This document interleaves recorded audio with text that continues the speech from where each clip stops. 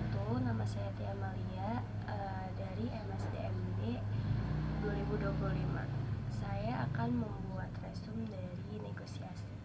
Negosiasi adalah bagian dari kehidupan kita sehari-hari.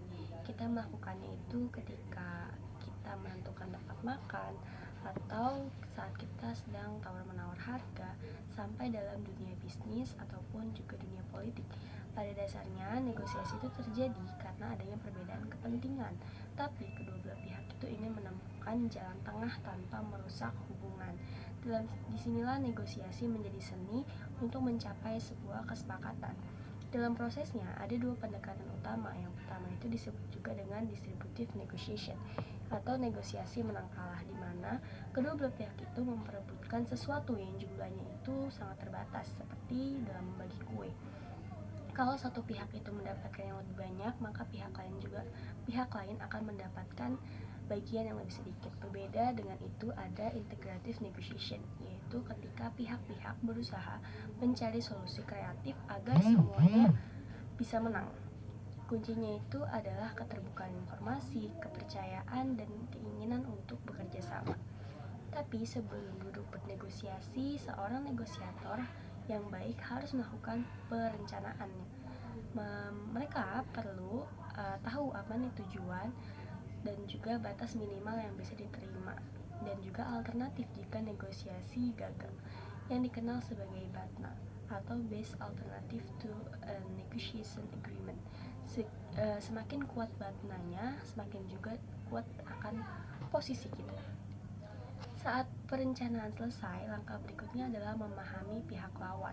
Kita perlu tahu apa kepentingan mereka, tekanan yang mereka hadapi, dan apa yang mungkin mereka inginkan. Kadang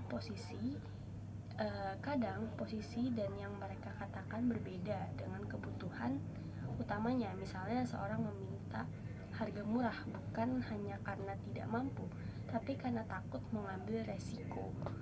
Memahami hal seperti ini bisa membuka jalan untuk menemukan solusi yang lebih baik.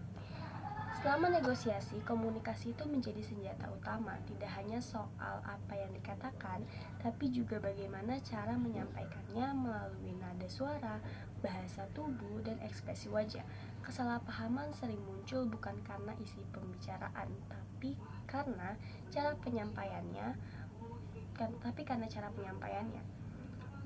Mendengarkan aktif, bertanya dengan sopan, dan memastikan kita memahami maksud lawan adalah cara terbaik untuk menghindari konflik yang tidak perlu. Selain komunikasi, kekuatan atau power juga memiliki peran penting. Kekuatan bisa berasal dari banyak hal, dari informasi, jabatan, kepribadian, hubungan, atau alternatif yang dimiliki. Tapi menggunakan kekuatan tidak selalu berarti menekan lawan. Negosiator yang bijak tidak hanya menggunakan kekuatan untuk menang, tapi untuk menciptakan pengaruh dan rasa percaya agar lawan ingin bekerja sama, bukan merasa dipaksa. Selama proses negosiasi, nilai etika tidak boleh dilupakan. Kadang orang tergoda untuk berbohong atau memanipulasi fakta demi menang, tapi keputusan tidak etis dapat merusak reputasi, menghilangkan kepercayaan, dan juga merusak hubungan jangka panjang. Menjaga kejujuran, menghormati lawan, dan menepati janji adalah fondasi negosiasi yang sehat. Dalam hidup yang berkelanjutan seperti kerja, tim, atau bisnis jangka panjang, negosiasi itu bukan soal siapa yang menang, tapi bagaimana mempertahankan hubungan baik emosi yang harus dikendalikan. Konflik harus dikelola, dan rasa saling percaya perlu dibangun. Kadang, negosiasi bukan hanya soal kesepakatan, tetapi soal bagaimana tetap menghargai satu sama lain. Saat negosiasi mendekati akhir, penting untuk memastikan semua pihak benar-benar memahami dan menyetujui isi kesepakatan. Kesepakatan harus jelas, tidak ambigu, dan disepakati bersama. Lebih baik ditulis agar tidak ada kesalahpahaman di kemudian hari. Jangan terburu-buru hanya karena ingin cepat selesai. Namun dalam praktiknya, kita tidak selalu bertemu lawan negosiasi yang mudah. Ada yang keras kepala, emosional, bahkan ada yang manipulatif. Dalam situasi yang seperti ini, kita harus tetap tenang, kembali ke fakta, dan jangan terpancing emosi. fokus pada tujuan, bukan pada serangan pribadi. Jika situasi terlalu sulit, mundur sementara atau menggunakan pihak ketiga bisa menjadi solusi.